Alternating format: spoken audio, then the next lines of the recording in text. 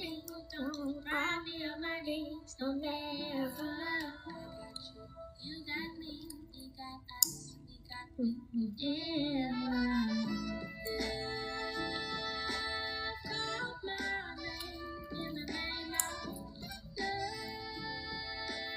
I'm all in. You don't take my heart for granted. You just seem to understand it. You can take my love, have my love. I gave you all, and I'm here to stay.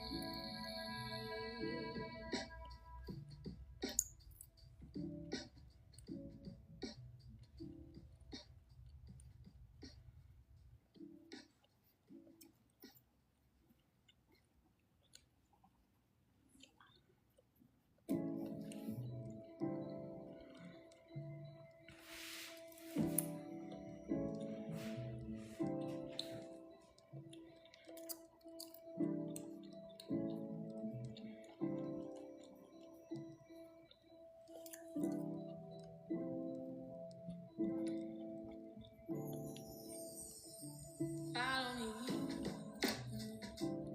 Let's take a trip into the city where we can go and play. I'm falling in your mystery. How we can laugh and share whatever. Just say the word, I'll meet you wherever. Like a countdown, either in a second, I'll be knocking at your door. You know, but now we flying in a spaceship. Somehow we seem to keep the fire blazing. I guess I never had a thought to even have a clue. 'Cause my heart's been racing. Like how can this love be true? Like a countdown, either in a second you'll be knocking at my door. Hello, I know you, you know me. We got trust, we still got healing to do. Follow me, you will see. You said to me, that's why I love your stilo. I love you, 'cause you loved me. You don't deprive me of my needs, no never. I got you, you got me. We got us, we got forever. Love called my name in the name of love.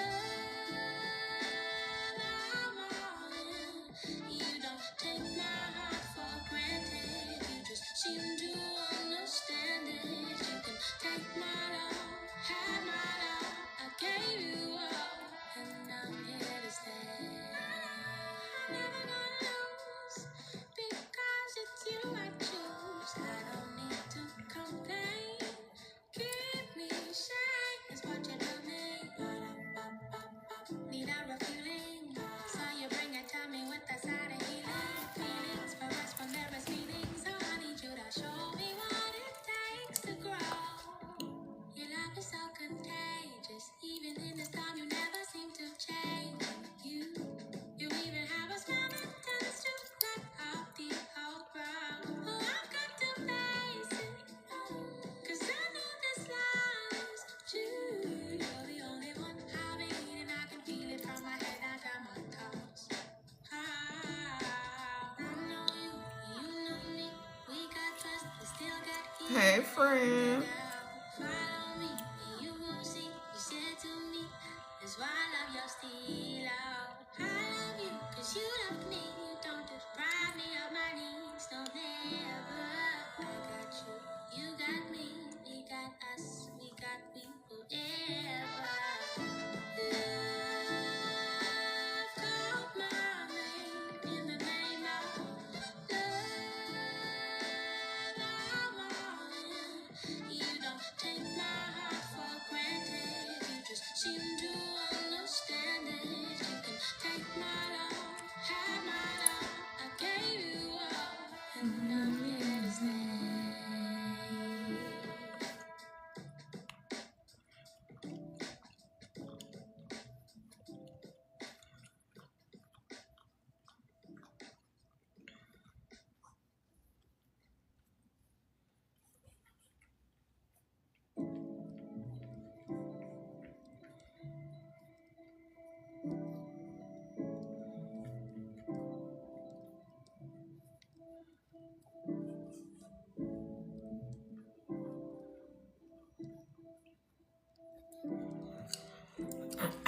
I'm good. How are you? Follow me. Let's take a trip into the city where we can go and play. I'm falling in your mystery. How we can laugh and share whatever. Just say the word, I'll meet you wherever. Like a countdown, either in a second, I'll be knocking at your door. You know, but now we're flying in a spaceship. Somehow we seem to keep the fire blazing. I guess I never had a thought to even have a clock. 'Cause my heart's been racing. Like how can this love be true? Like a countdown, either in a second you'll be knocking at my door. Oh, hello. You having more dreams? You said, I feel my gifts are growing, my intuition is getting sharper. Okay, good. You said to me, Awesome. I love your style. I love you 'cause you love me. You don't deprive me of my needs. No, never. I got you. You got me. We got us. We got we. Forever. Love called my name in the name of love.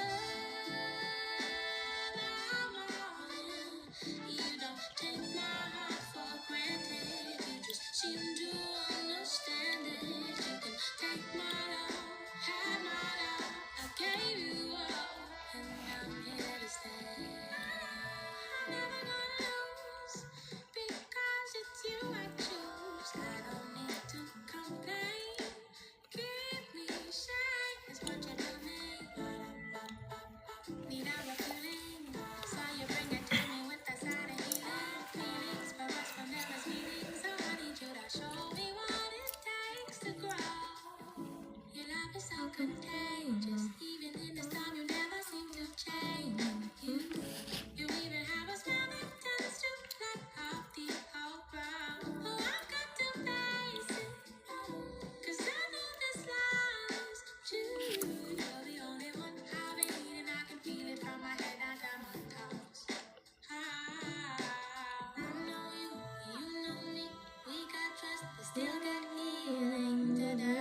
Follow me, you will see. You said to me, that's why I love your style. I love you 'cause you love me. You don't deprive me of my needs. No, never. I got you, you got me. We got us, we got we forever. Love called my name in the name of love. I'm all in. You don't take my heart for granted. You just seem to understand it. You can take my love, have my love. I gave you all, and I'm here to stay.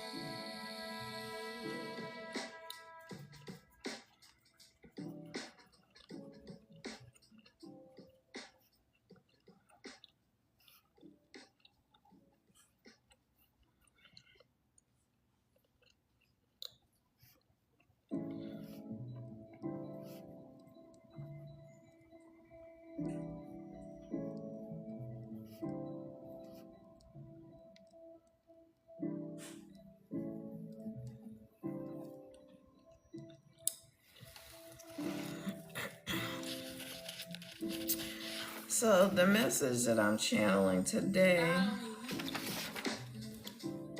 Let's take a trip is city where we can go. a message of love from your higher self. Your mystery, how we can laugh and share. You are divine. Say the word, Your name is like a sweet melody. like a countdown, either in You're dope as fuck. you know. And I saw In a spaceship, somehow like keep the fire blazing. I saw sparkles being thrown into the air, 'Cause my heart's been meaning you are magical and mystical, mysterious and miraculous. Your smile is like the sun itself. The love you seek is your higher self. You are one with him or her. You embody the love of the divine. You will always shine brighter than the brightest star in all of the cosmos. There is no end to the depth and width of your love with your higher self. Yes, we love sparkles. It's also connected to fairy dust. So I feel like a lot of my collective were fairies in a past life, or you're connected to the fae. You are the perfect balance of love and fire, transmutation of trials into victory. You're like a giraffe. I need to look that up. And I was getting head held high. Your hard work will always pay off in the abundance of every area of your life. Your life is like the most beautiful love song to the soundtrack of the most amazing love story. There's no mountain you can't climb.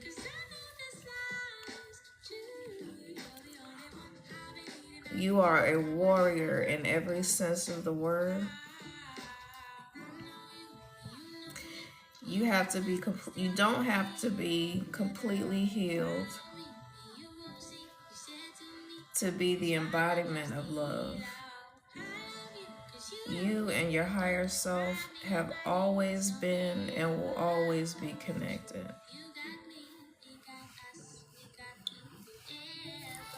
And I feel like, hey, eternal life. I feel like your higher self is wanting you to embrace the love that they have for you, because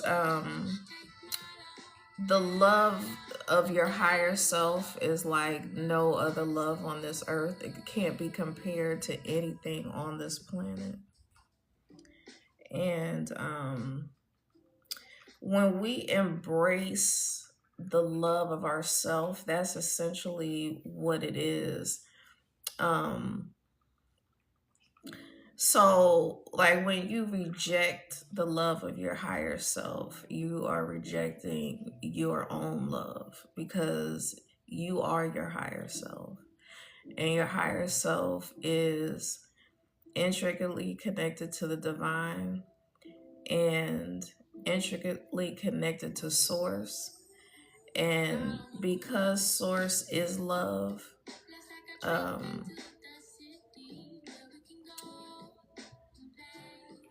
I feel like our higher selves are really trying to get us to be fully integrated.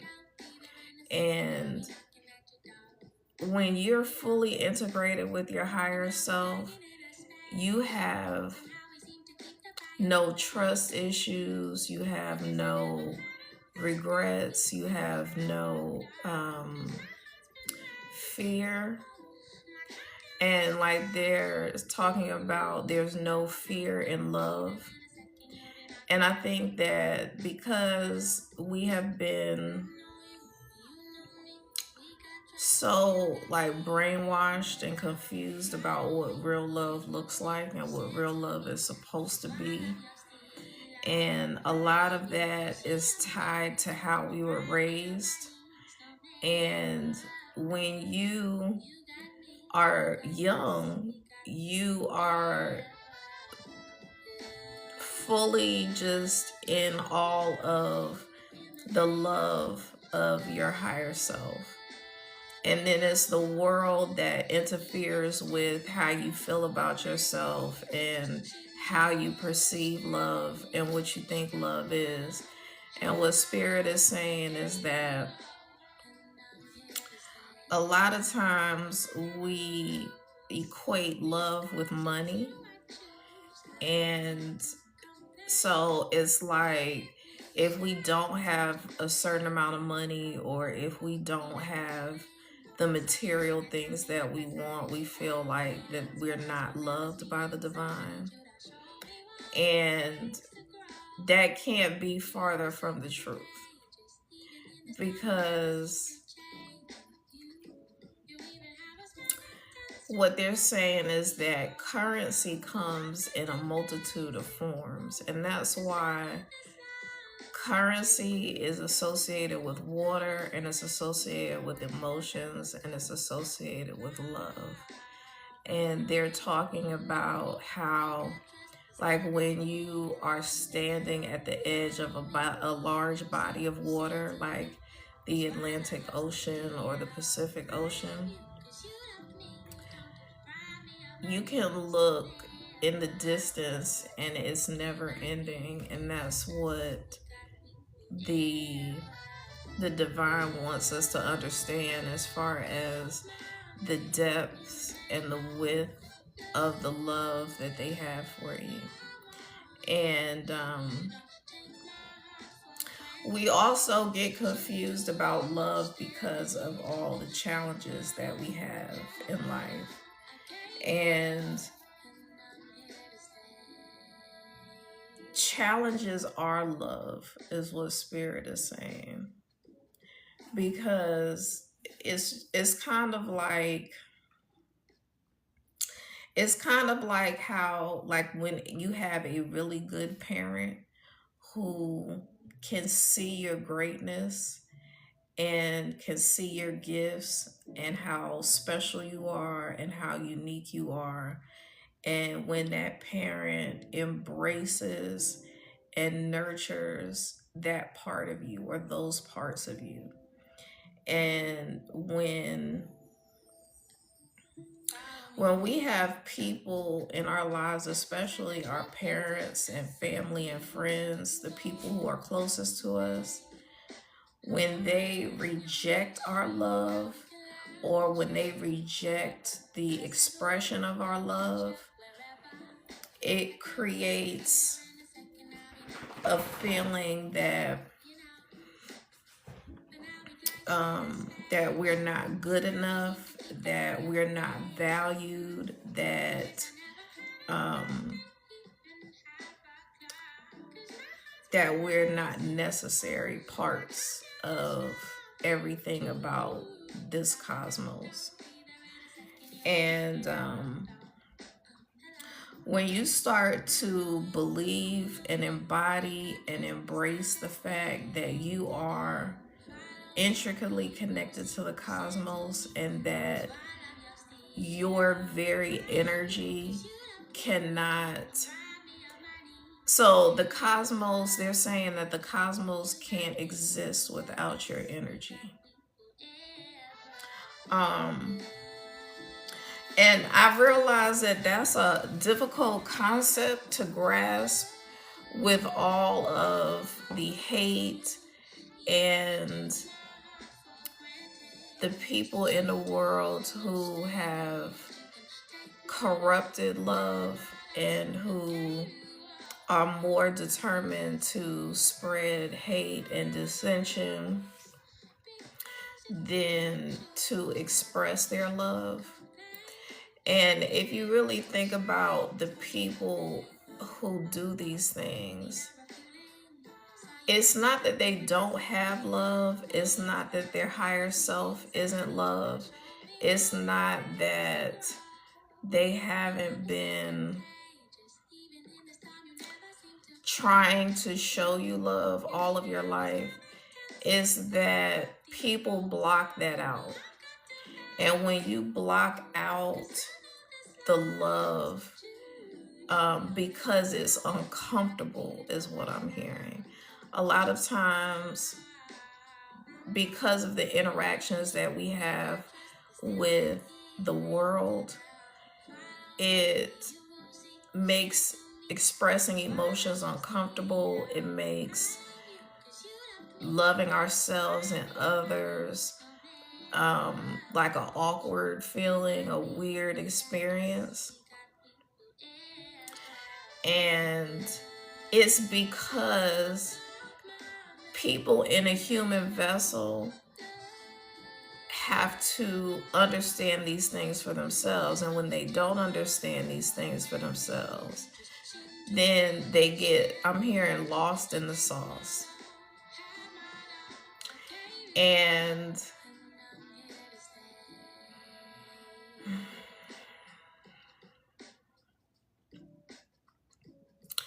they're giving me the image of like a soup where there's all kinds of different components, and everything that makes us who we are and makes a soup what it is and makes it taste good.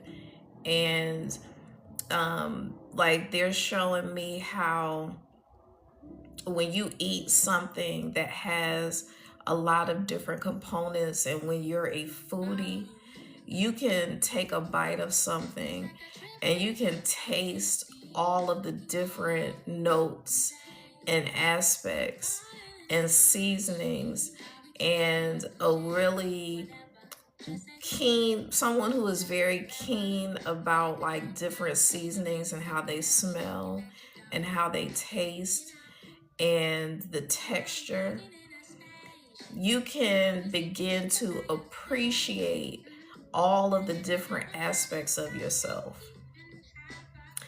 And when when you extract certain aspects of your soup, if you will, it feels like something is missing.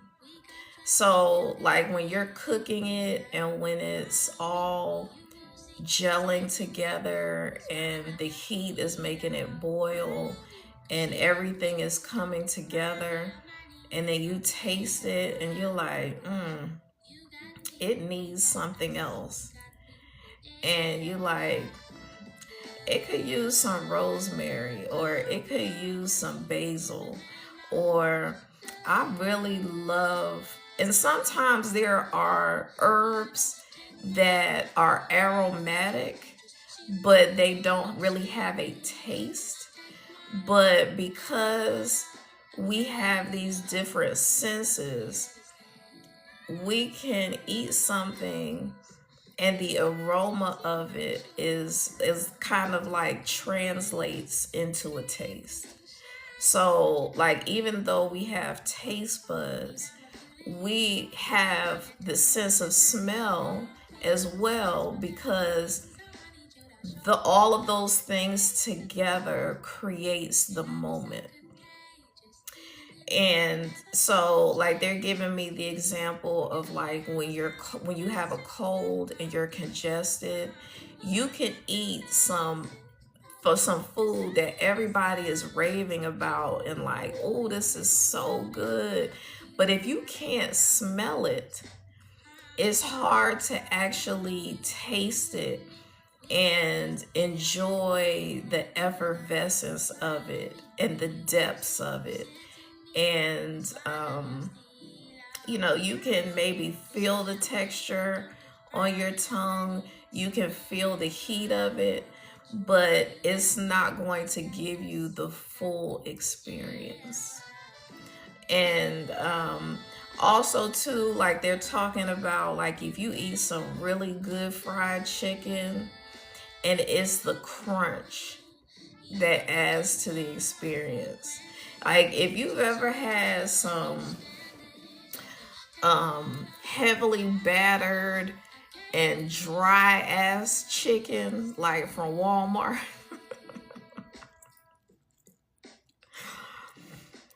when it doesn't have that good crunch and it's just like a bunch of bread that you biting into, it's not the same experience. And so let me look up giraffe.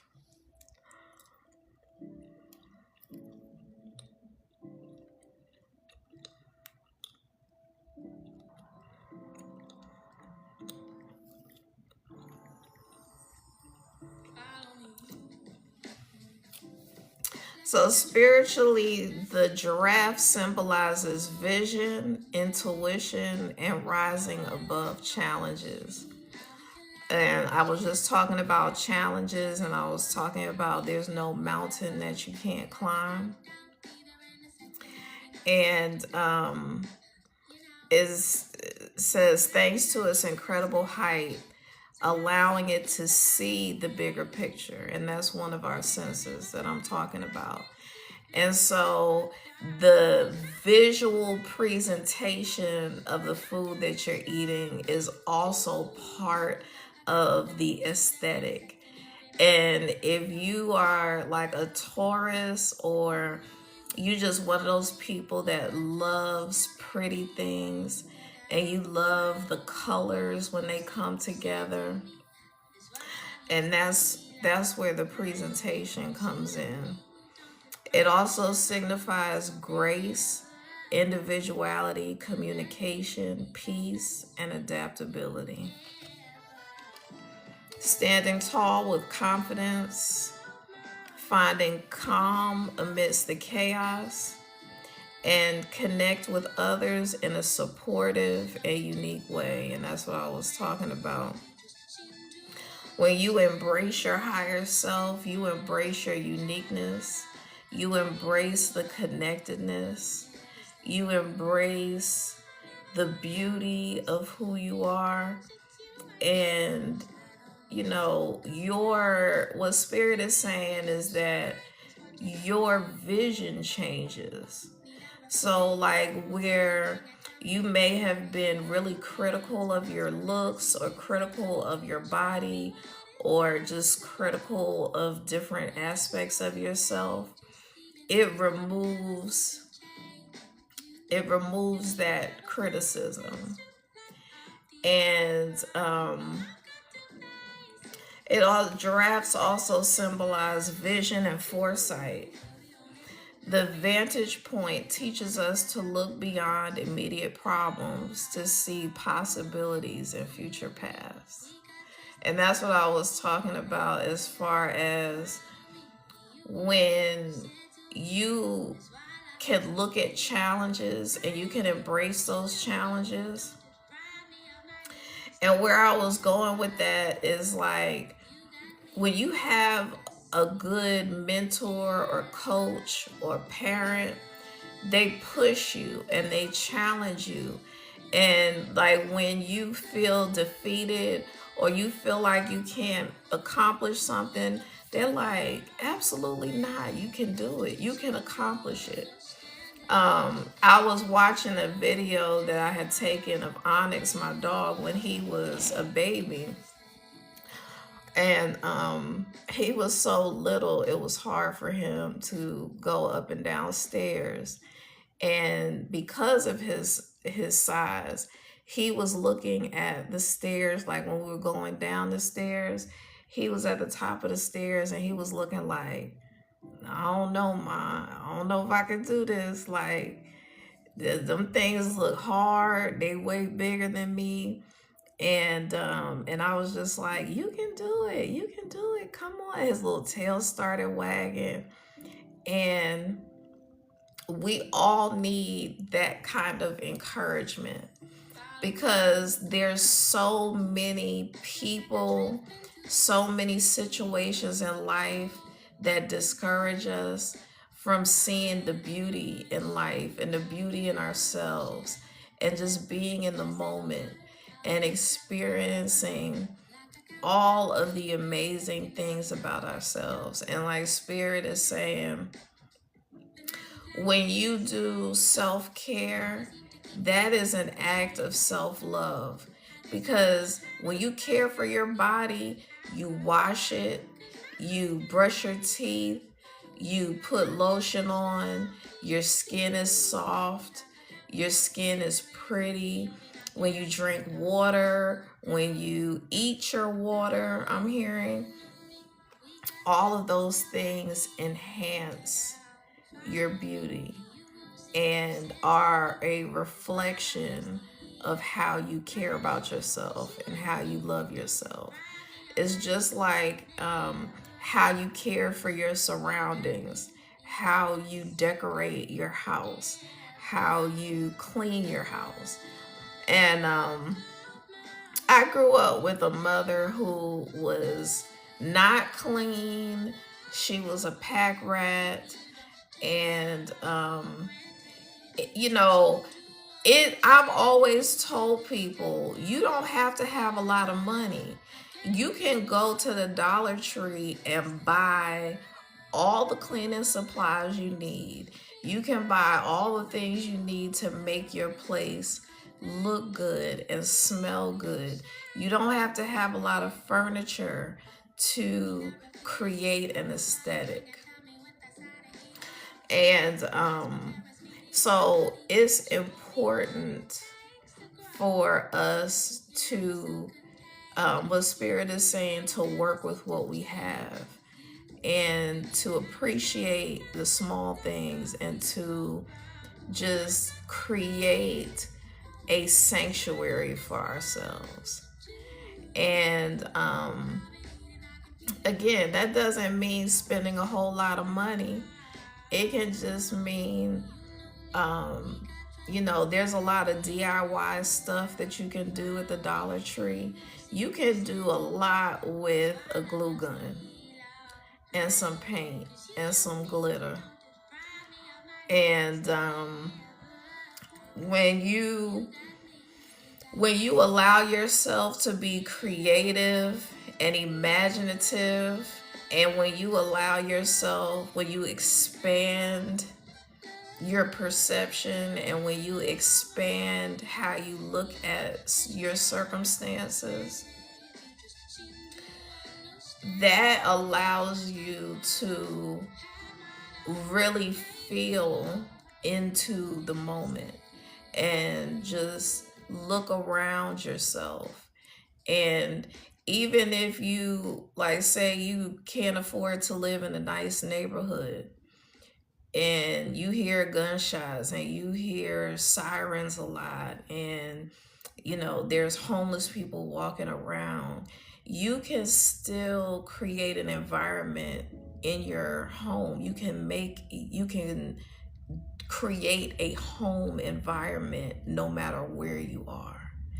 And Spirit is saying that you can create a home environment and a sanctuary and a sacred space in a cave on the side of a cliff.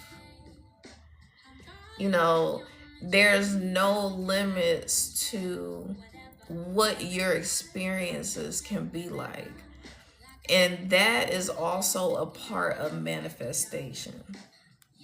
Because when you, in your mind, when you go to different places in your mind, when you astral travel, when you do different things and have different experiences in your imagination, you are creating the world that you want to see within, and then you begin to see that world without. And so it's not easy to do that when you're going through tough times and when you're having difficulties in life.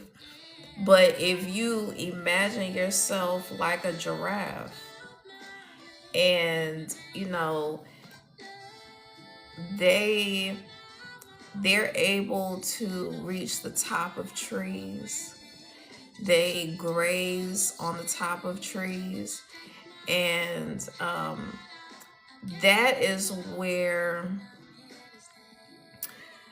that's where it's clean. So, like, if you think about how snow on the ground or snow in a lower environment is subject to, like, dogs peeing and people trekking dirt and things like that, the giraffe can, eat from where the water has cleansed the tree, where the fruit is the most abundant. And so those are all things that you can do in order to create this amazing feeling within. And so, like, every now and then I'll just be sitting and I'll just like drop into my heart space and be in the moment and feel like this overwhelming feeling of peace and warmth and comfort. And you know, it's not perfect. I may shift in and out of that feeling many times within an hour. But when you can practice feeling into that feeling, and when your emotions don't seem weird to you, when feeling the love of the divine isn't awkward, all of those experiences create the what people talk about as far as feeling into a situation so that you can rise above your circumstances and you can still be happy and you can still genuinely smile and you can still genuinely root for other people even though they may have the life or seemingly have the life and experiences that you want to have. And that is a major key to life. um and so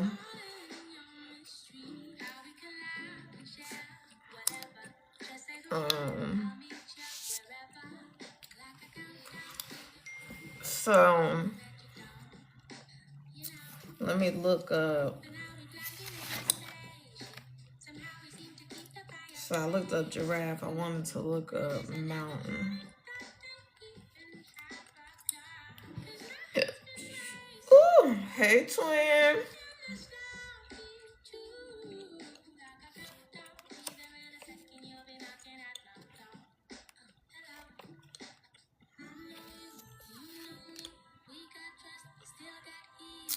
So spiritually, mountains represent a connection between heaven and earth, a place of divine revelation, steadfastness, and a metaphor for the soul's challenging ascent toward God or higher consciousness.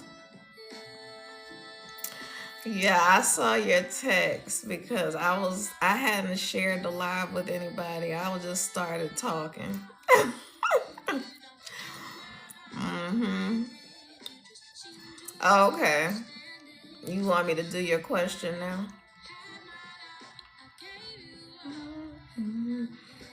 So mountains also symbolize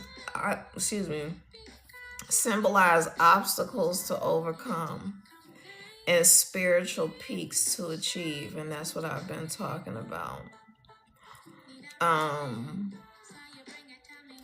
with their peaks often seen as abodes of deities or enlightened beings. Yes. Yes. And I've been talking about how there are reincarnated deities here.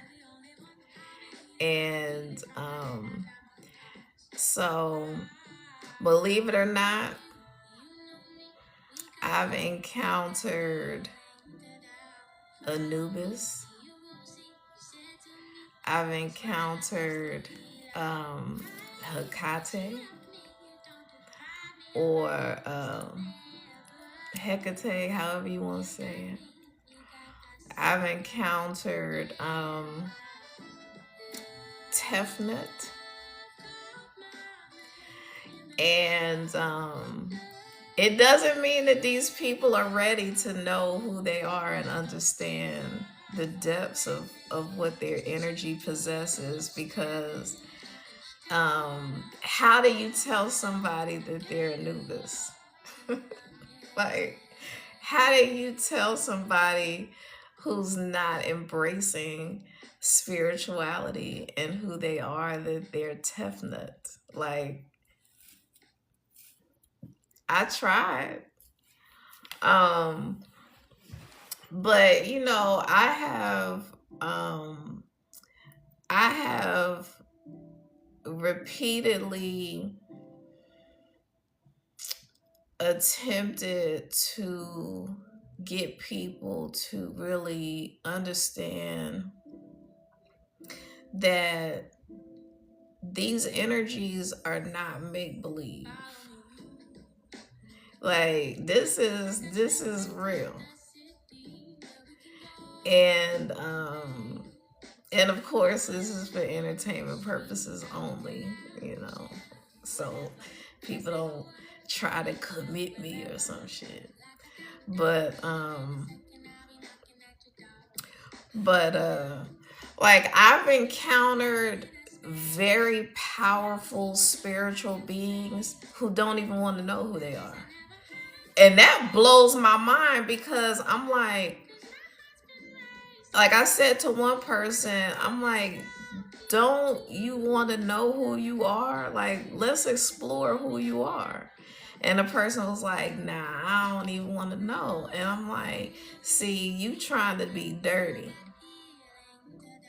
Because when people aren't living right, when people don't really truly embrace who they are and their higher self, they want to continue to live in the energy of being ignorant so that they can kind of justify being trifling. And I think that is not only a huge disservice to themselves, but it is a huge disservice to the collective, to the people that they serve, to the people that they read, to the people that they interact with and encounter. And you know, maybe it's a bit of like, well, I don't want to know who I am because I don't want to get a big head or I don't want my ego to take over. But you have to figure out how to heal yourself in a way that you can actually see those things for yourself and about yourself. And sometimes people aren't ready to know, and the divine won't reveal those things until they're ready. But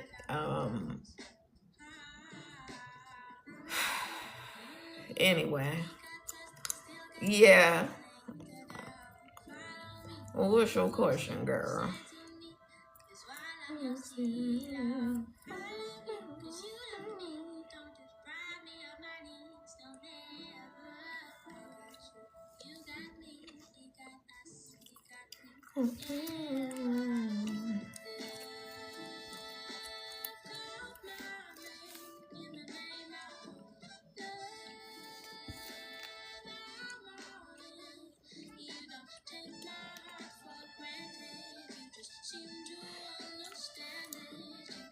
And so I wanted to look up the spiritual significance of a warrior. A warrior is embracing inner strength. What have I been talking about, y'all? Embracing inner strength, courage, and discipline to fight internal battles. Ego, fear, old habits. For higher truth, purpose, and spiritual liberation. God damn. I'm a bad bitch. If nobody toots my horn, I was gonna toot my own horn.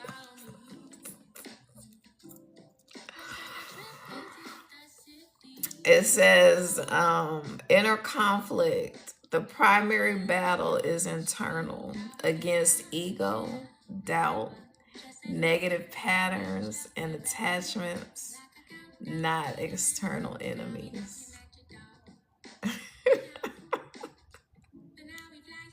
I just be tripping. Courage and truth. A commitment to truth and authenticity. Facing fears head on, even when difficult. Duty and purpose, or dharma. Performing one's duty selflessly. Finding fulfillment and service to a greater good. resilience, and perseverance, enduring hardship, maintaining high standards, and transforming challenges into growth.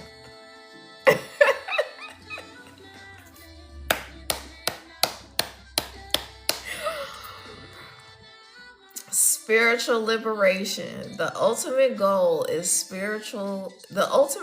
liberation or oneness with the divine.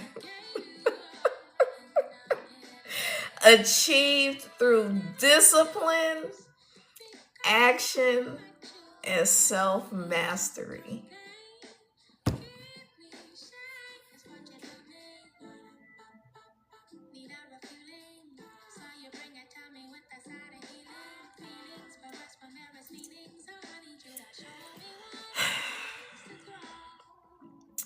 So, characteristics of a spiritual warrior is faith-driven, believes in a higher power or truth, drawing strength from the faith. Having faith in who you are, having faith in your higher self. Open and humble, possesses an open heart and mind, always learning, yet humble enough to serve. Action-oriented, creates reality through disciplined work and compassionate action. The whole live is clocked. Because I just said all of this shit. Inner peace. I talked about that. I just said that. Find serenity within conflict. Understanding emotions as temporary. And I've said this before, the divine don't give a damn about no emotions. They just do. They just take action. The warrior learns to fight without attachment to the results, finding liberation in selfless duty. And I just said that not embracing your higher self, not embracing who you are, not embracing the love that you embody of the divine is a disservice to you and the collective you serve. I did not see your question.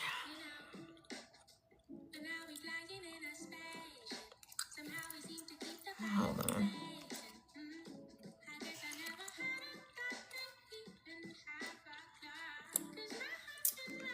Your question is, what's this energy about Trey? Like, does my husband have the same energy? Okay.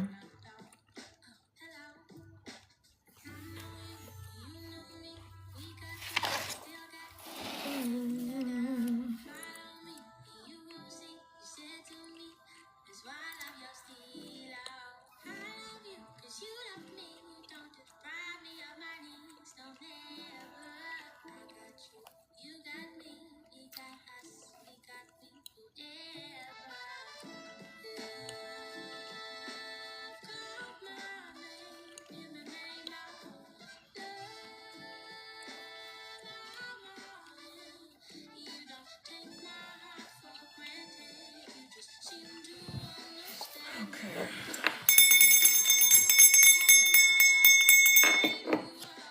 Higher soul spirit, what is the energy about Trey? And does Lotus's husband have the same energy?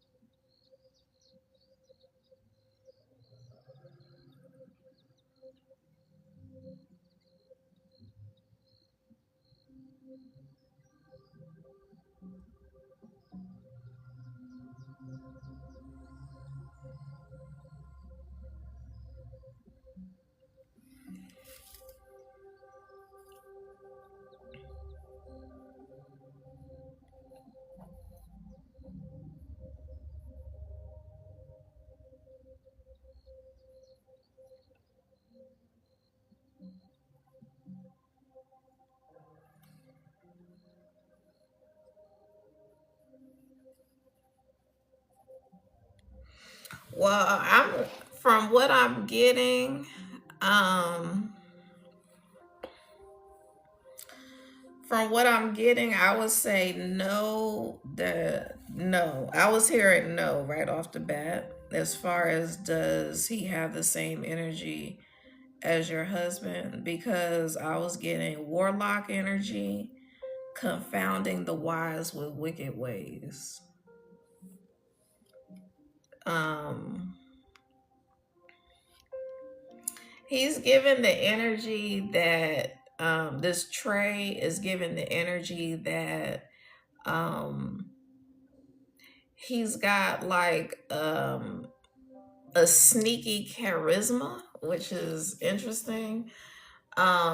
So it's like a deceptive charisma. So it's like on the surface, um, it may feel like the person is on the up and up, but like really because of the battles that he's dealing with within, like once you really get to know the person, they will show you that they are not what they purport to be. So it's giving the energy of like um getting you enraptured in their energy, but then like quickly turning and like behind closed doors is a very different energy, like very mean, very abusive. You said I can see that because I've seen his mask. Yeah, he's not. Mm-mm. He's not.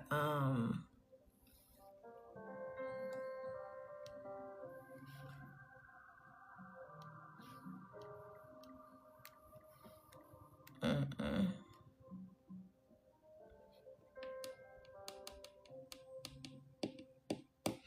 So when I Google warlock, is historically is an oath breaker, often tied to betraying Christian vows to the devil. But modern witchcraft reclaims it for male practitioners, symbolizing um no, I've never heard this, but symbolizing strength, self creation, and an equal powerful force in magic, sometimes even seen as a protector or healer. While fantasy lore often depicts them as pact makers with powerful beings for arcane power. So, yeah, that's the energy. Like, he gives off this like protector, healer, very spiritual person. um but for real, uh-uh.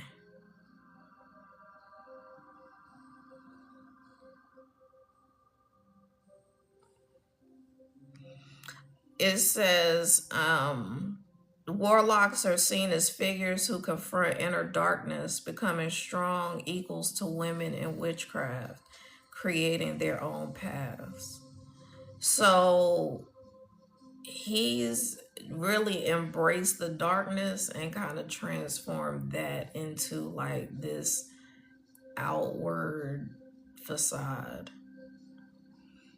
You said like he'll have the charm to get you, but in the end it's BS. Yeah. And you heard hidden agenda. Yeah. For sure. I heard he's out for blood. Ooh.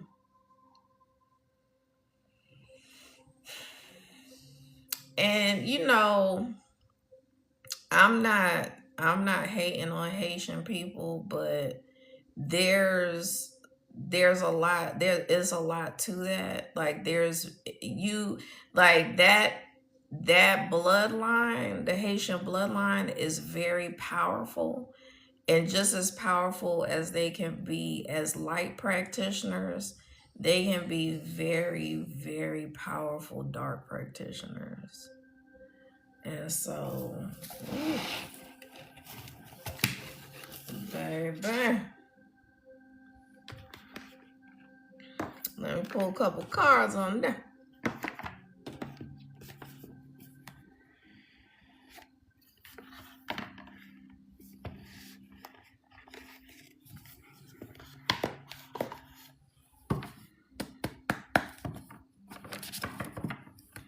Alright, so Spirit, what else does Lotus need to know about Trey?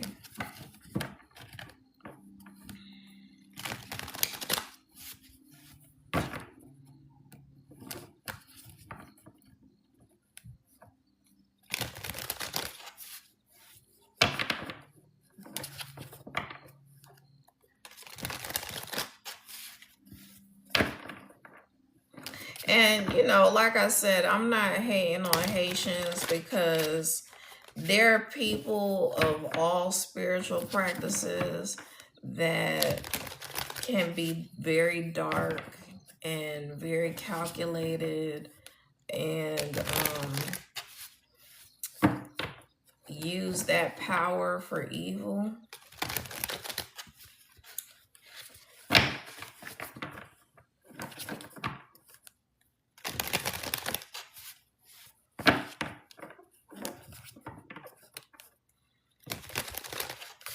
But I definitely feel like, you know, because they said that your person would be of like Haitian descent, I feel like he's definitely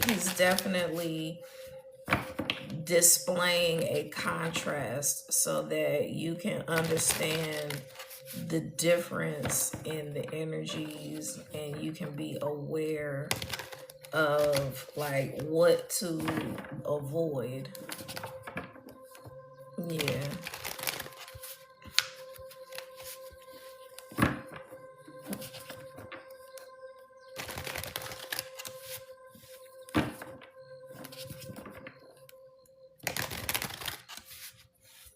I'm hearing like history of domestic violence, even grape. Like that's crazy. That ain't what you want.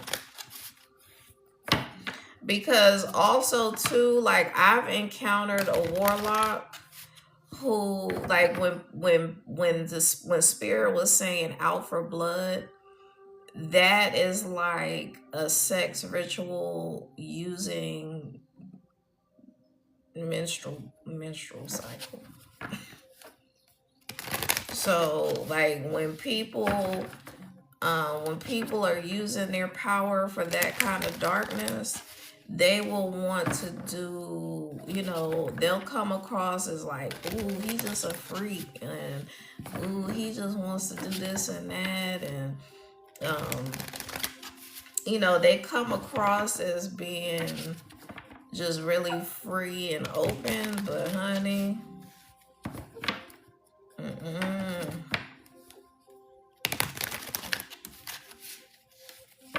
like they showing him as having the ability to take possession of a womb. Like, damn. You can take possession of a womb?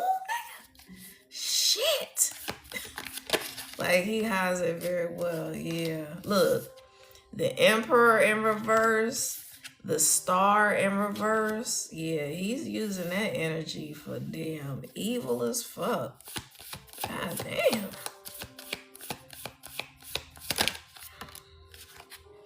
The Wheel of Fortune in reverse. Ooh. Look, juggling. Oh, he's doing the most, honey. Yeah, creating illusions, lurking in the shadows and shit. Fuck that dude. Hell no. Yeah, I'm getting out of that energy. I'm getting up out of that real quick. Baby. We getting up out of that.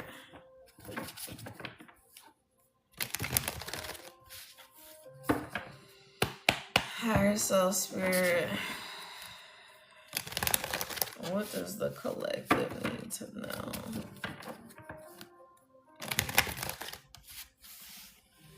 I feel like they want me to pull from this deck. You're welcome. It explains why I like the copal with frankincense, rosemary, and peppermint. Ciao.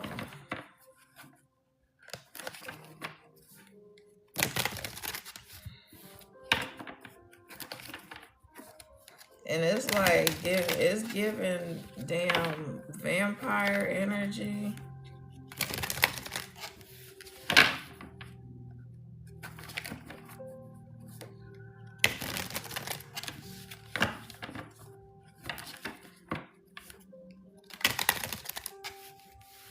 It's giving, like, that whole, everybody at that job is giving damn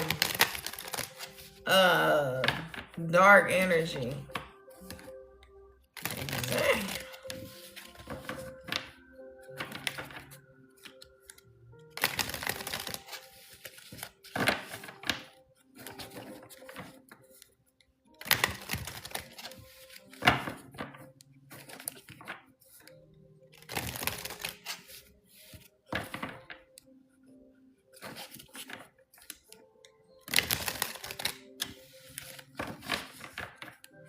Do they, you said laughing my ass off, they're all dark and I got them. Do they seem, I don't know if you want to talk about this on live, but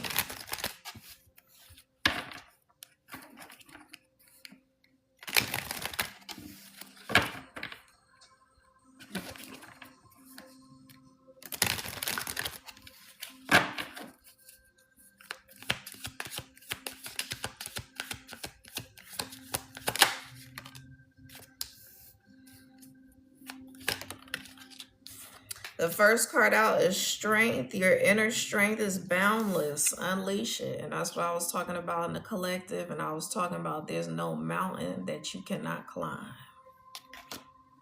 Straight up. Hold on, I gotta do the puzzle. Ooh, that didn't do it. And then confidence, believe in your worth and abilities.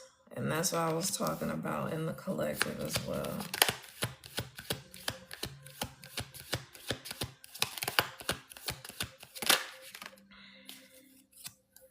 Universal wisdom. The universe is full of wisdom. Seek its guidance.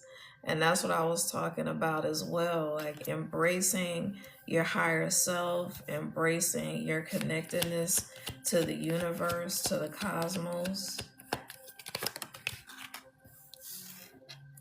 Blessing. Blessings are gifts from the universe. Receive and share them.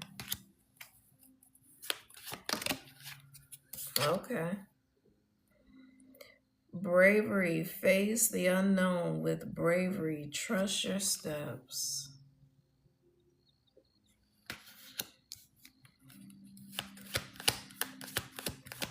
This is exactly what the collective was talking about. Peace. Find inner peace in moments of stillness. I described that earlier. Yes, yes, and more yes. Meditation. Meditation connects you to your inner self. The whole life is clogged.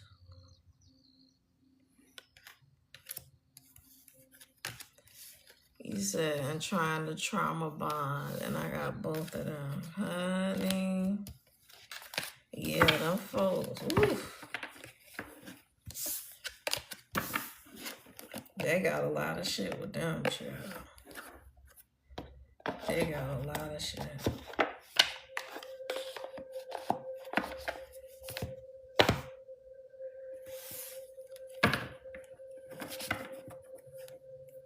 Thank you for the follow.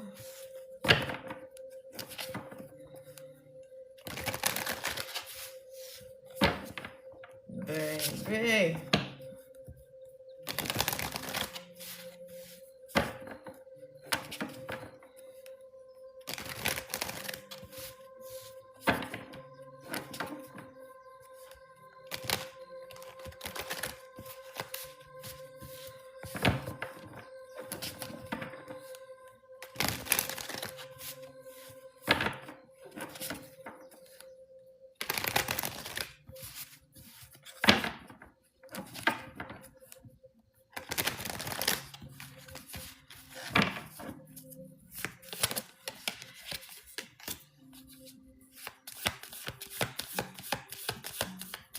First card out is the Sun card. Nothing but happiness, optimism, vitality. Then we have the Temperance, more peace, meditation, balance, harmony within. That's what I was talking about in the collective.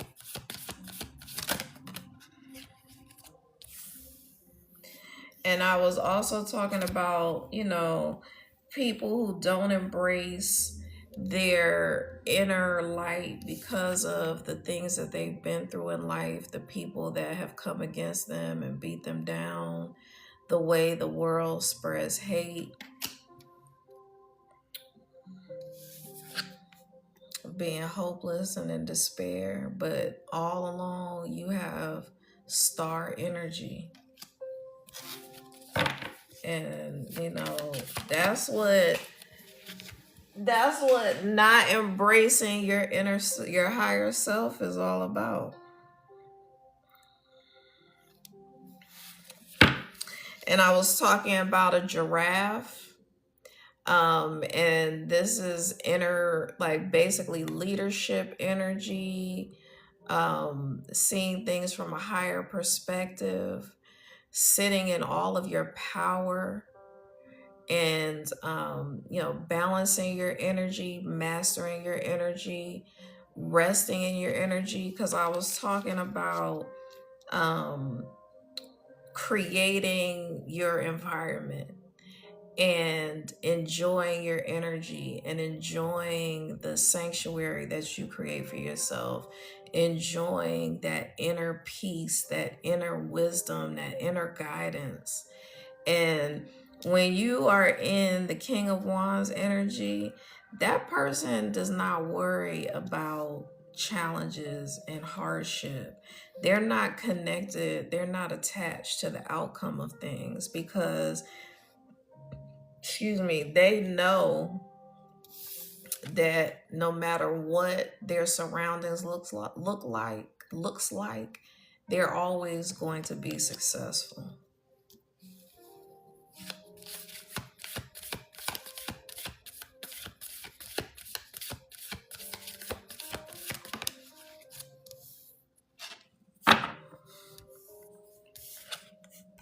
Yep, just giving up, not fighting for yourself.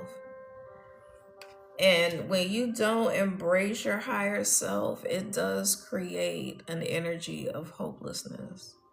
Because, like Spirit is saying, you're so focused on the world that you can't see the bigger picture.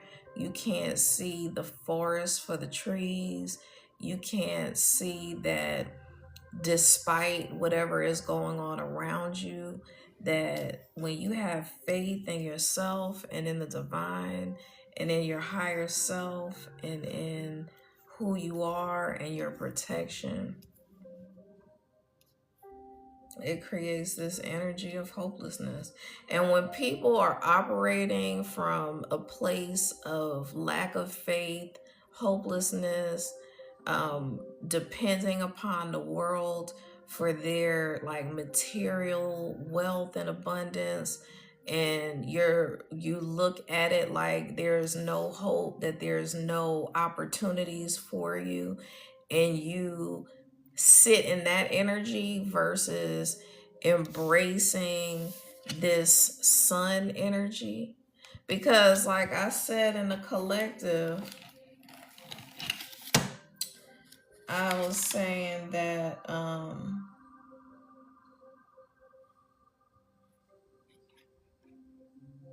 you will always shine brighter than the brightest star in all the cosmos, and the brightest star is the sun.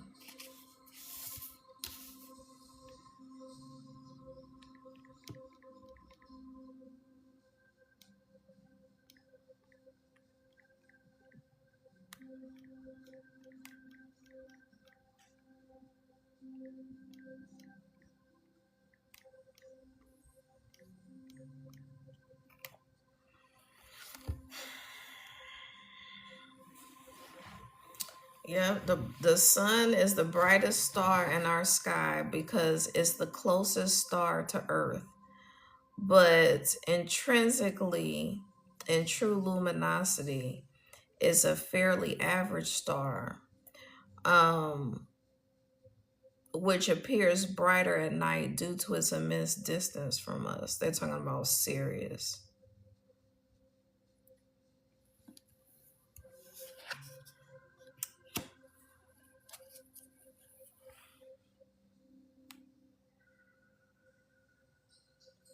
The sun is only 93 million miles away, while Sirius, the next brightest star in our night sky, is about 25 times more luminous, but over 8 light years away, roughly 300 times further than the sun.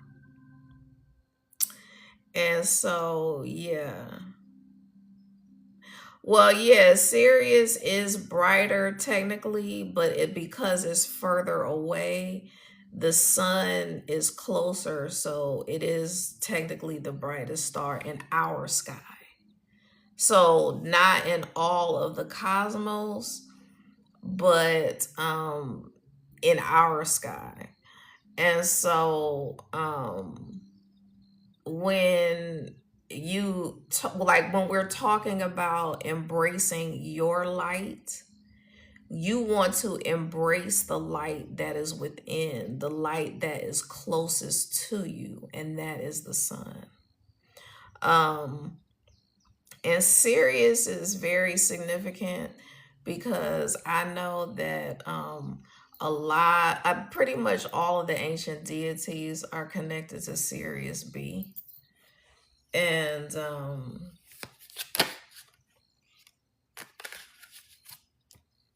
yeah, the sun is the brightest star we see due to its extreme closeness.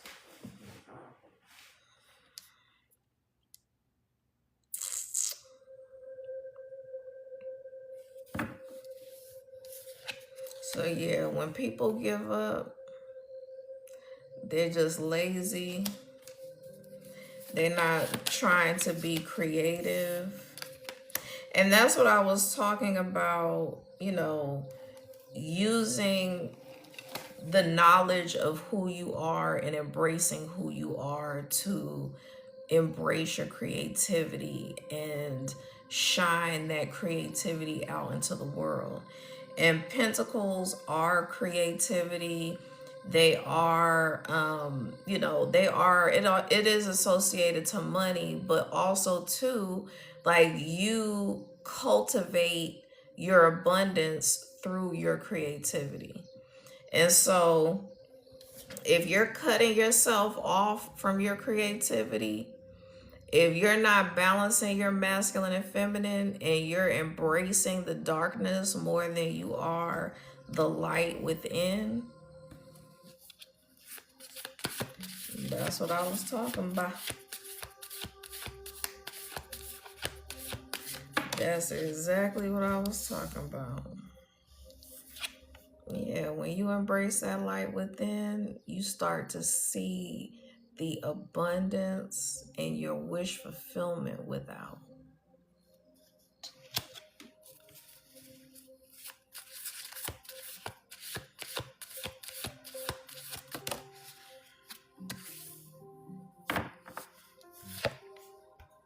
Being stuck in the past, not moving forward. Not sharing your gifts with the world, not sharing your gifts with the collective. Child. I mean, that's the whole collective right here in this spread right here. Damn. Damn, son. Literally. Damn, son.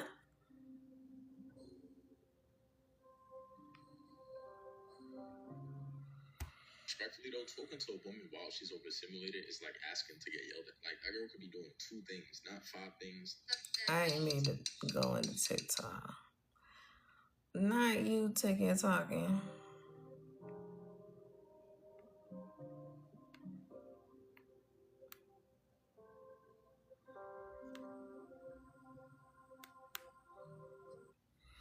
But yeah, like I was talking about earlier, how that when you are relying on the world for love versus accepting the divine's love, you're more focused on worldly emotions and um you know, the how people make love awkward and uncomfortable, and how people corrupt emotions, and people manipulate emotions.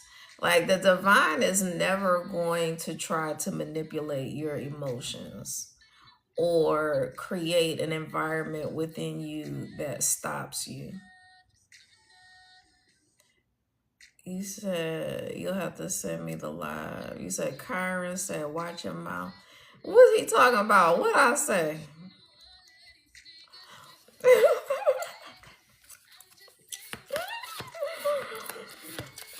Yeah, just all that feeling unloved, it blocks your creativity.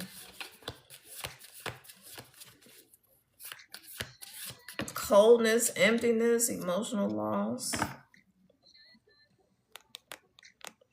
And I said that you don't have to be completely healed to embody love.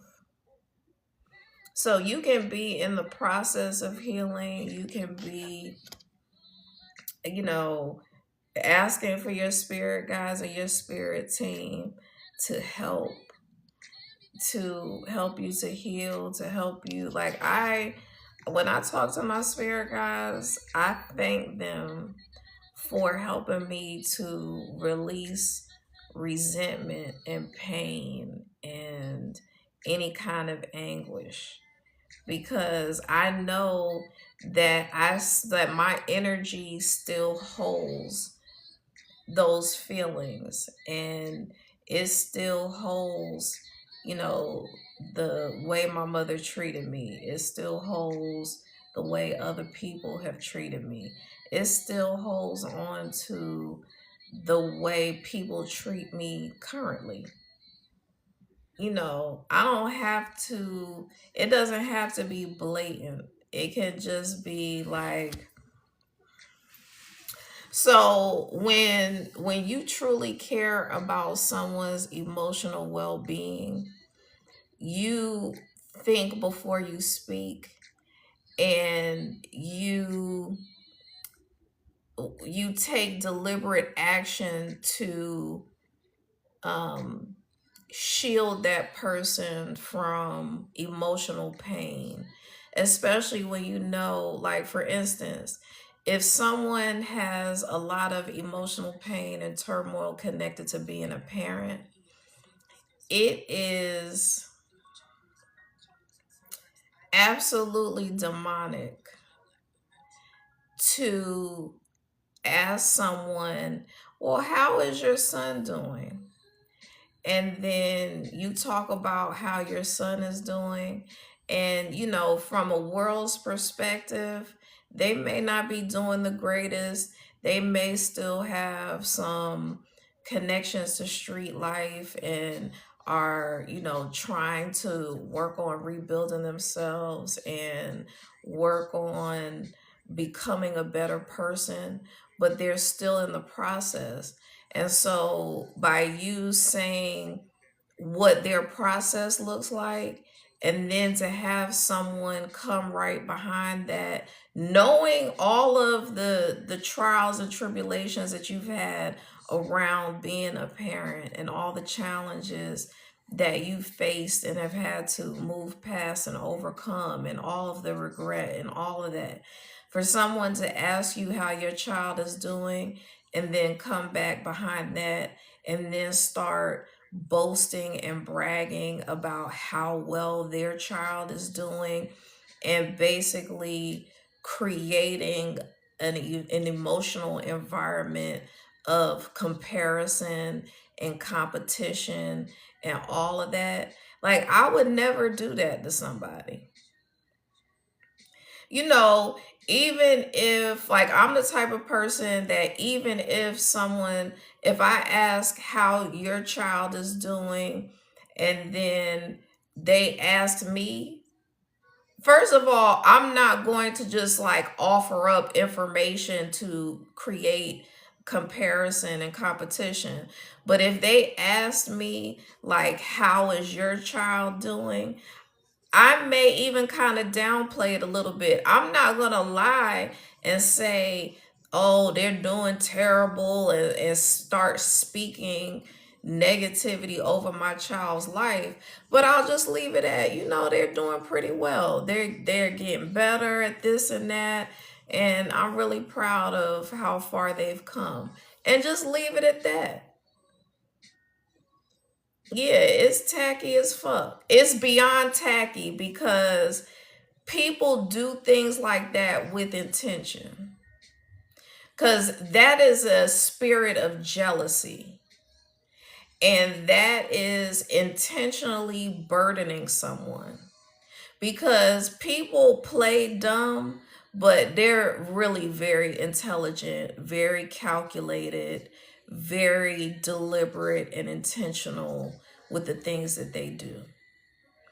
And, you know, I've if I wasn't as intuitive and alert and on top of my shit the way I am, that could really set me back, because it's like now you're trying to project your jealousy onto me, and you're trying to create a spirit of jealousy in me. And this shit happened to me recently, like within the last month, literally. And instead of, I peep game right away, because I read people like a damn book. I see through all of the bullshit. But I'm not always going to call the person out.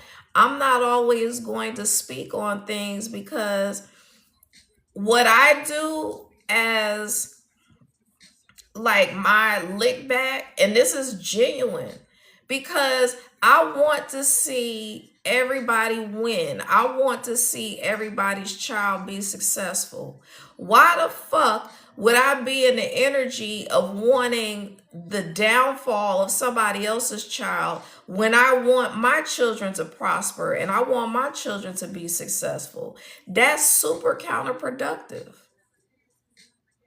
And not only that, but like I could be dealing with someone with an instant return to sender. So as soon as I speak ill or try to create this environment of ill will with someone, that shit can come right back on me and hit my children. You know, like it doesn't have to just stop with me. My children are connected to me. So what I do, how I move, the things that I say, how I interact with people directly affects my bloodline and my children. So instead of calling out the bullshit, I was just like, wow, that's awesome. Like that, that is great. I'm so proud of this person because that's me. I would have to come out of my character to then throw shade at that person and throw hate back on that person. But like the reason why this happened is because I was talking about how proud I am of my son and how much he has matured and how he's making moves and making decisions for his highest and best good. Now, when I say stuff like that, I'm not trying to create any kind of competition or comparison. But for somebody that's close to me to know all the trials and tribulations I went through, especially with my oldest son, and to not embrace that and love me, that's some bullshit.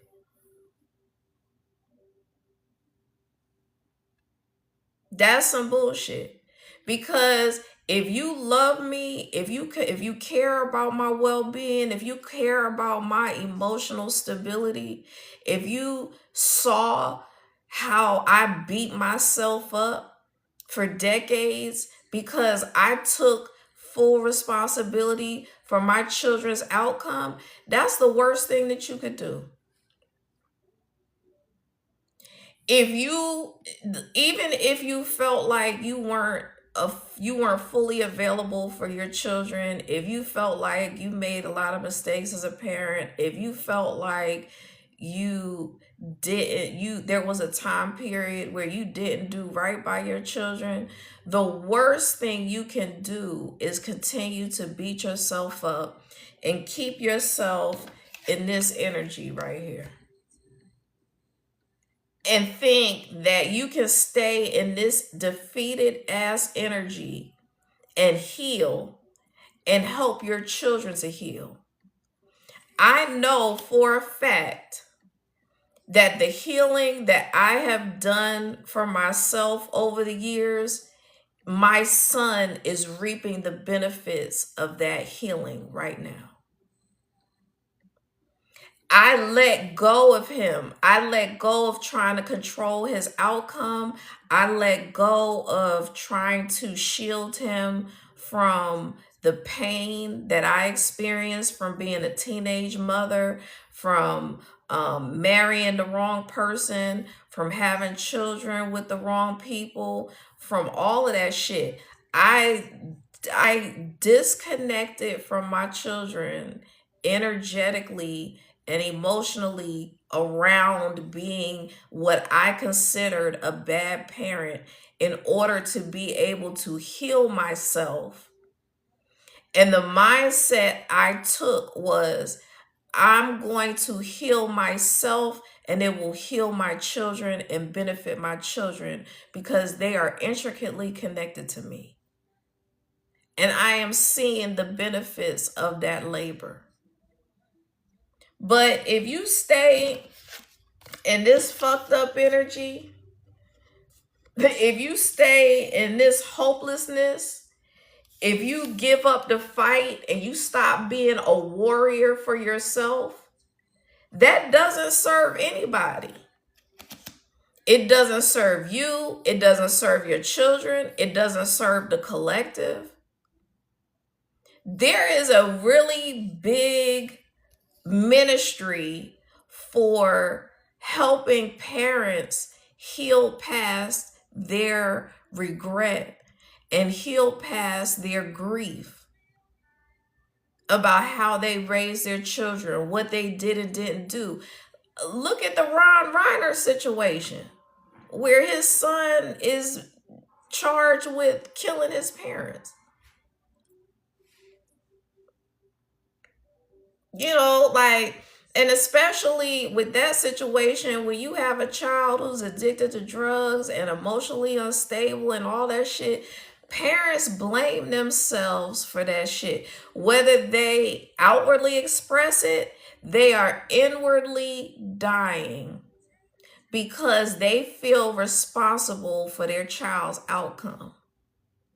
When I made up my mind to say that my children have their own journey, my children are their own individual energies, no matter how intricately connected they are to me, they have to go through their own shit in life in order to achieve enlightenment, in order to embrace their higher self, in order to be a good person, in order to make the right decisions, in order to listen to the right people and follow the right guidance. I had to totally do that because I was in the energy of not feeling like I deserved to be happy, not feeling like I deserved the best things in life because I had failed my children. When all along, the divine never put that on me. The divine had been constantly trying to tell me, you are an amazing parent. Despite all the things that you had to go through, you are an amazing person. You should have no regrets. You should be happy about how supportive you were to your children. You can only give your children what you have the capacity to give. And if I didn't have the capacity to give my children the emotional support that they needed for a time period, I have to forgive myself. Now, do I take responsibility for my action or inaction? Yes. Have I apologized to my children for what I did or did not do to support them in whatever way they needed the love and emotional support and things like that? Yes. But am I going to benefit me or them or anyone else by staying in that energy? Because when you stay in that energy of grief and sorrow and regret, that's the breeding ground for jealousy, competition, pretending that shit it's not like it is. Now, I've always been very careful about how I speak to my children and how I speak about my children and who I speak to about my children. Because if I know that I'm talking to someone who has given up on me and given up on my children, I'm not about to tell that person that they're going through this, that, or the third, or they're struggling with this, that, or whatever. I'm not having those conversations with that person. I may have a conversation with my therapist. I may have a conversation with a trusted individual who is a neutral party. I may have a conversation with someone who can give me encouragement despite what I'm feeling, despite what I'm seeing. And that's the maturity of being able to get wise counsel when you need it. And there's nobody in this planet that can give me wiser counsel than my higher self.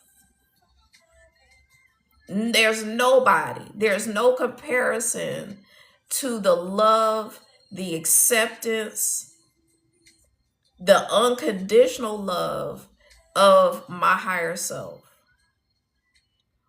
And once I started to embrace my relationship with my higher self and my relationship with my spirit team, I started to be able to get messages of love. I started to be able to get messages of, you're okay, they're okay, everything is going to be just fine. They're protected, you're protected, you're covered, your future is secure, their future is secure. But at the same time, if I close myself off to that guidance and that love, then I would hear those things, but I wouldn't pay attention to them, and I wouldn't embrace them, and I wouldn't accept them. Because I can sit here and tell the collective that you're an amazing person. You have star energy. You are connected to the cosmos. You're divine. You're dope. You're beautiful. You're handsome. You're magical. You're mystical. I could tell you that all day long. I can sit here for hours upon hours and say that shit.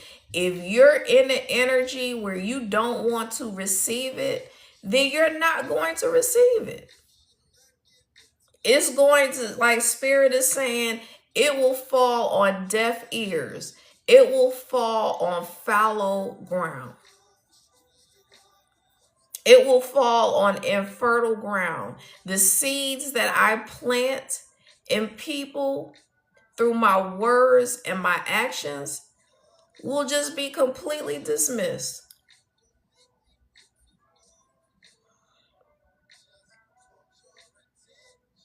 And it has everything. The song on right now is Take Off the Blues. And it has everything to do with that person's overall unhappiness. Like, if you could be totally enamored with your child, but you could have a fucked up ass relationship, and that fucked up relationship will overshadow all that other shit. And you'll be trying to convince yourself that you're this wonderful person based on the accomplishments of your child or whatever, and boost yourself up in that regard, but you still gotta go home and deal with the bullshit.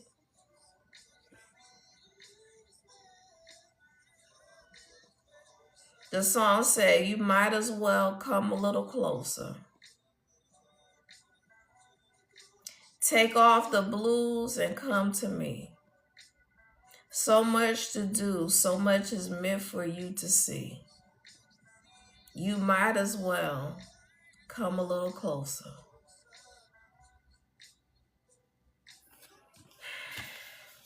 He said, girl, don't make me wait too long for you.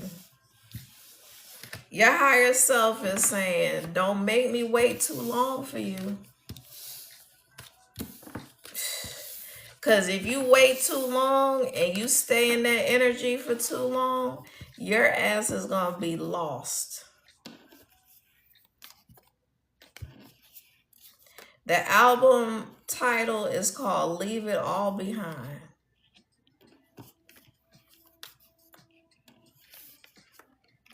And that's what I was just talking about. I had to leave all that shit behind.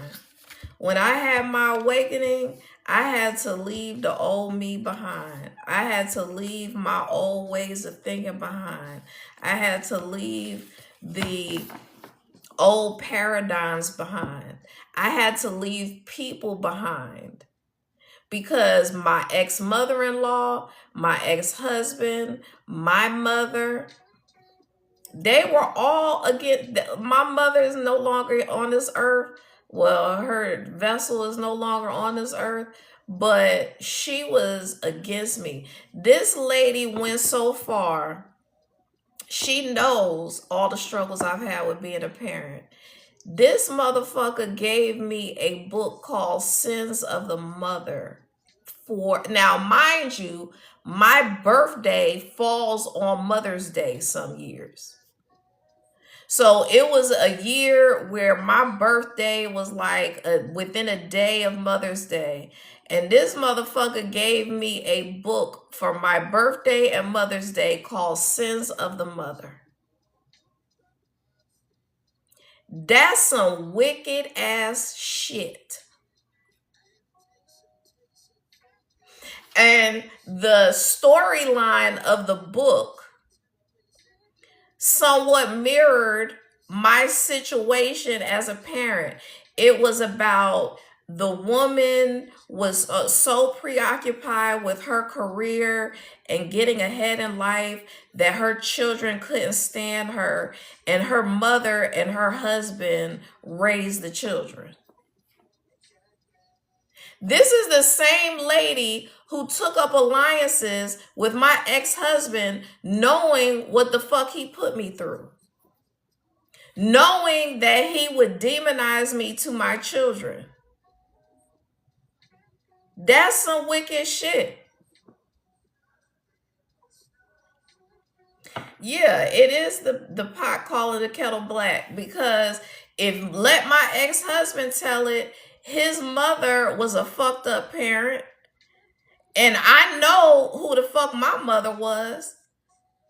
So I let these defeated ass people who already didn't feel like they did right by their children to make me out to be a bad parent. It was nothing but lies and fucking deceit and projection. Because when somebody is in the energy of not feeling like they were a good parent, they're going to seek out to try to make you a bad parent, even though, especially because they see what an amazing parent you are.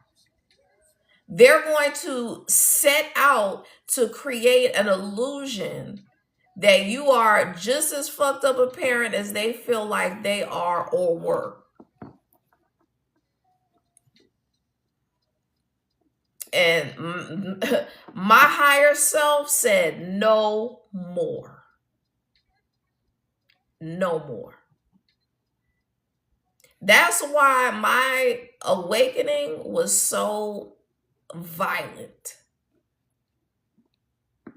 Because I had so much baggage to release and unpack.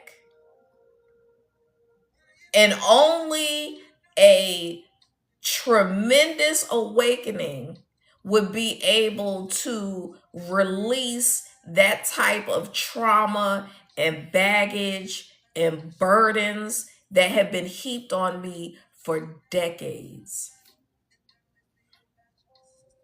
So with my mother, it started with her dumping baggage about my father onto me, dumping baggage about her failed relationship onto me, dumping baggage about how she felt that she was as a parent.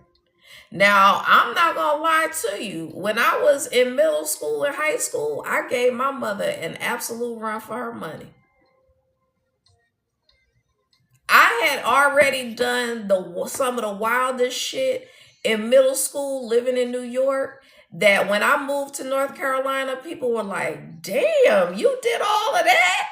And you're how old? I was off the chain. I almost didn't graduate from 8th grade because I had cut school so damn much. My mother, they called me and my mother into the principal's office, and they were like, yo, she's in danger of not graduating because she doesn't have enough days in school to even make it. Like, legally, we can't allow her to graduate because these children have to have a certain number of actual days clocked in school. And that's how smart I was, because I was not fucked up academically, but I wasn't hardly there. I was gone more than I was at home. I mean, I was gone more than I was at school. And my mom worked a lot and she would get home late and I would catch them phone calls because they would damn sure call every day. Your daughter, Amanda Johnson, was not at school today. I was catching all them calls.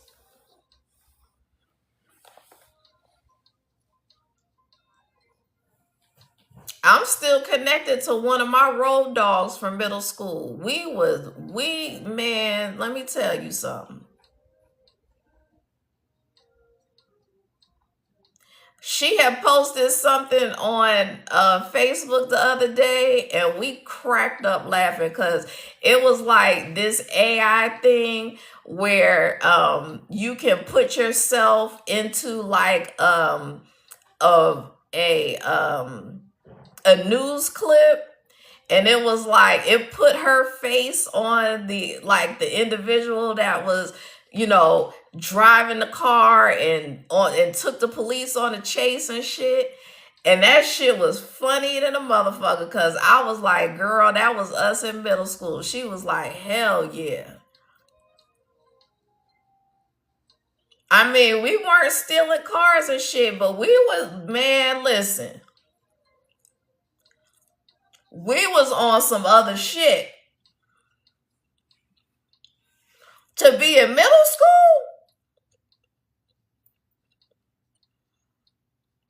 I could have easily ended up somewhere in some juvenile detention facility. Reckless.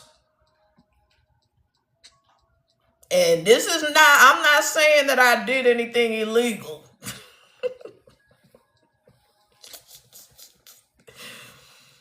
But we were boy crazy. We were just in them damn streets.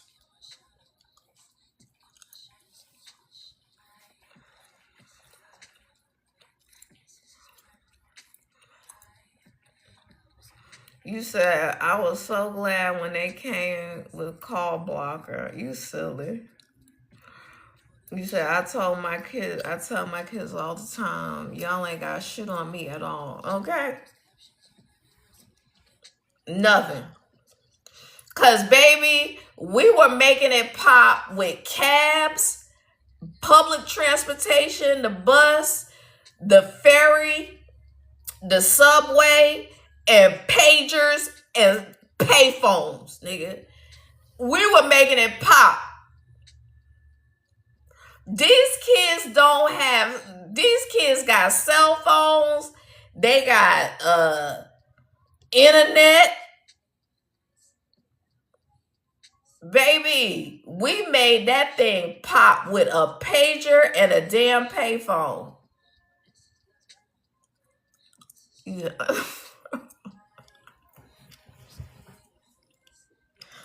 They have no idea.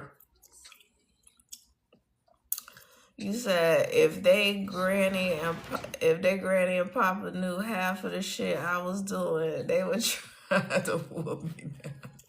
For real.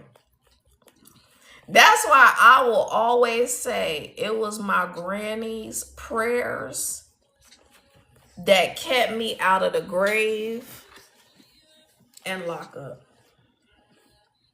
Straight up. My granny would get on her knees every night and pray.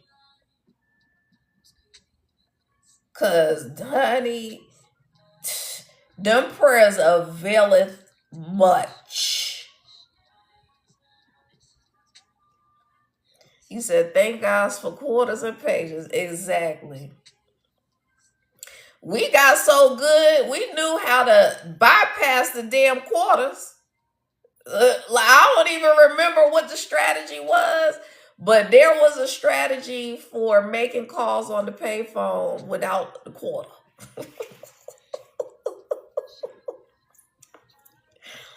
All that. Child. Just unbelievable. Okay.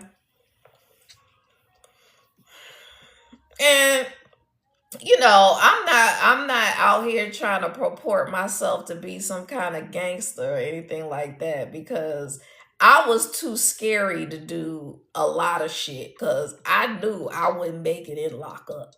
Like, I just was too damn scary. But running them streets and getting myself into predicaments that were like, real hairy.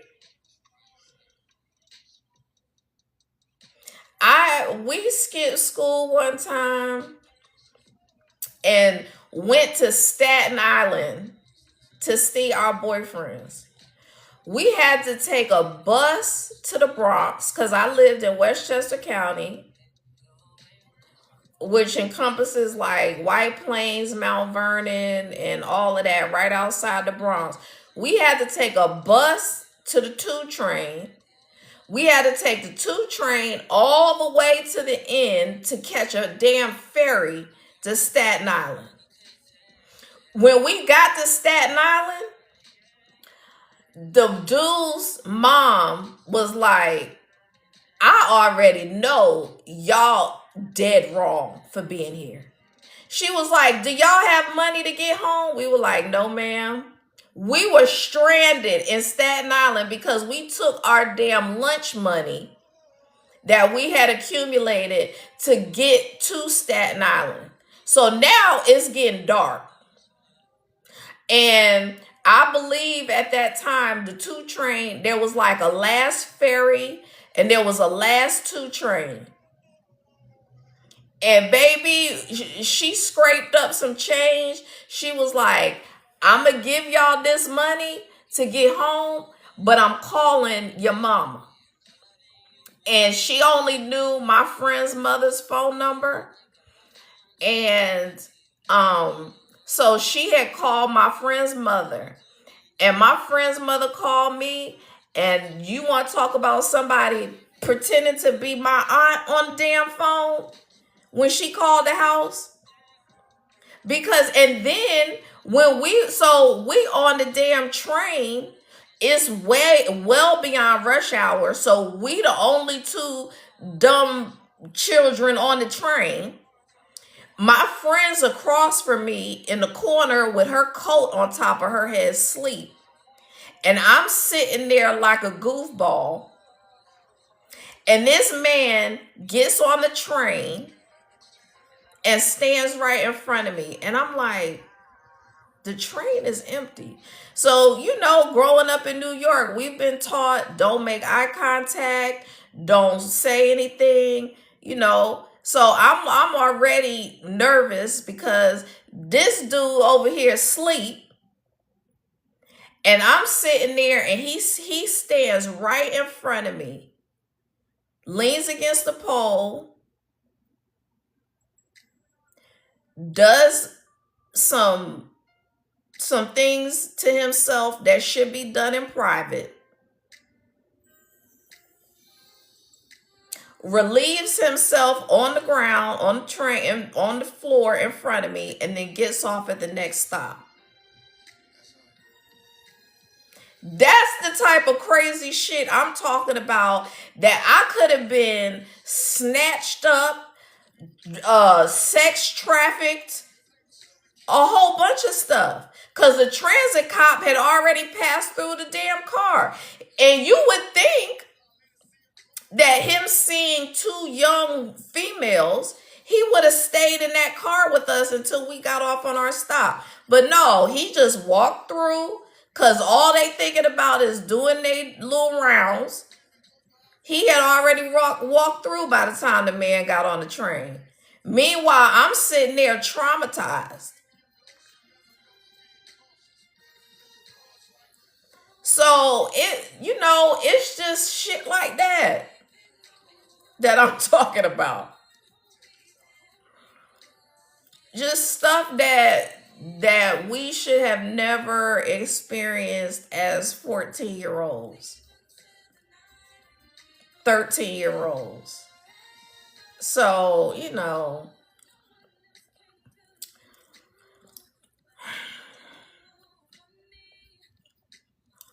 But anywho, I'm about to get off of here.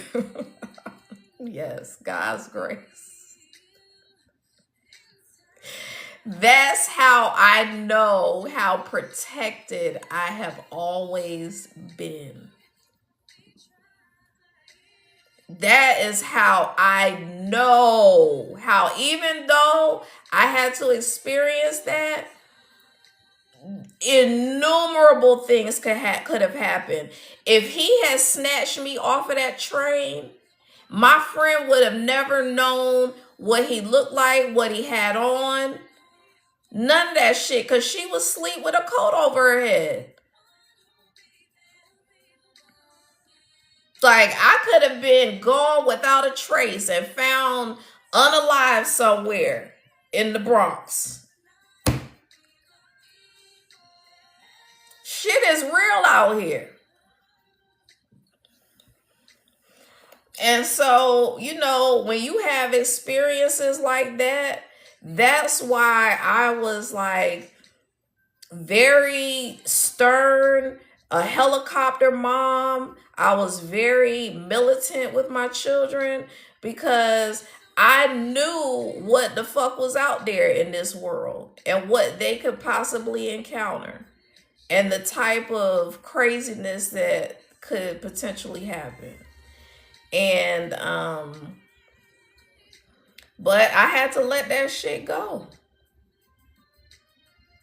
Because when you try to control people's free will, when you try to control the outcome of your children, it just ends up in disaster. Like, my children really didn't like me for a time period because I was so strict with them. Now, my daughter ended up thanking me for being like that because she was saying that when she got to college, her friends were telling her all these horror stories about spending the night over people's houses and being essayed by, an uncle or the family member or whatever. And she was like, thank you for being the way you were. Thank you for like being that mom that had to meet the parents, and thank you for being that mom who embarrassed me and had to know all the plans and all the details and wouldn't let me go to that teen club. These damn idiots had created a teen club. And my daughter was pissed like hell at me because I wouldn't let her go. But I was like, I was letting my oldest son go to the skating rink, and he would come home and tell me all the crazy debauchery that was going on in the bathroom at the skating rink. And I'm like, oh, she thinks she going to a club? Absolutely not. And when she got to college her freshman year, I was like, you done with the club and getting drunk yet? She was like, yeah, I'm over it.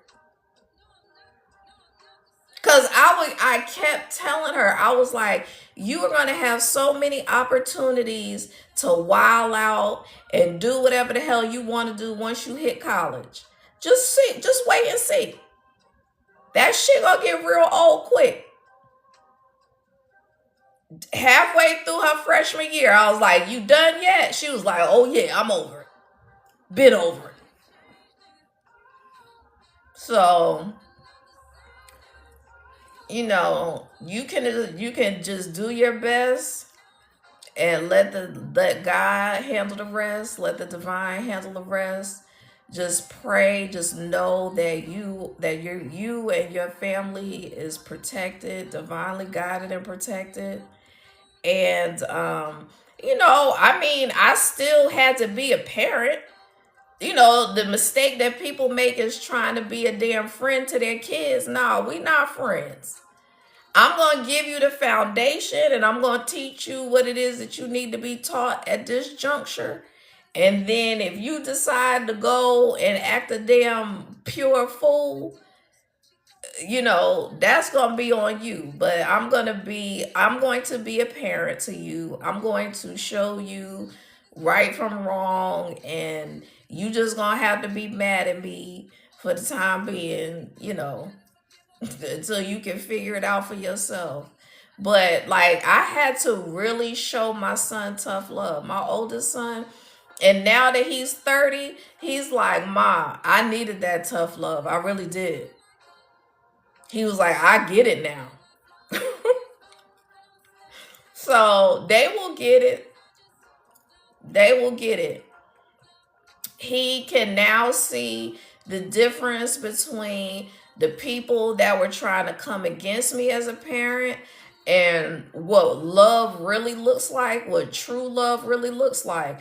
Because just because you getting your kids all the hottest sneakers and clothes, and you know, trying to be the cool parent or the cool grandparent and circumvent the parent and whatever they trying to do to raise their kids right, them kids are gonna grow up and they gonna see right through the bullshit. They're going to see how much these people handicap them in life by not showing them tough love, by not doing everything that they wanted them to do. My son at one point was driving a damn BMW and I was still driving a Honda because his grandmother wanted to get him all these cars without having to earn it. He was driving a damn Audi and I was still driving a Honda and a Nissan Altima, working my ass off.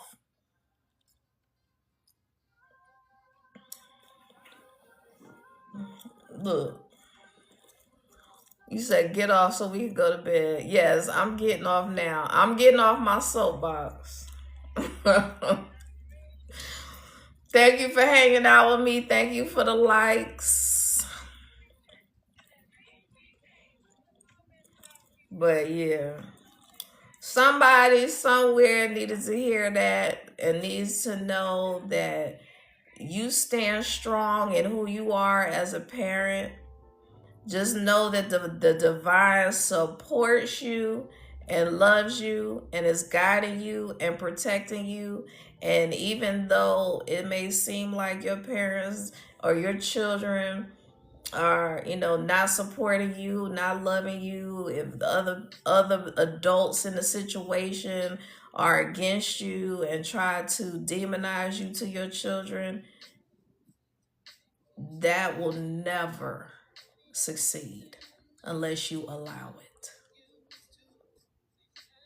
When I stopped allowing it to overtake me and I stopped allowing it to consume my mind, my will, and emotions, it set me free. Hey, Tom. So, yeah. All right, y'all. See y'all later. Y'all have a good day. If I get on tomorrow, I'm going to have a surprise for everybody. It's going to be me and Onyx's little me and Onyx's little Christmas present. Yes, you're going to have to tune in. It's going to be a little sweet surprise. Okay. All right. Love y'all. Good night. Good night.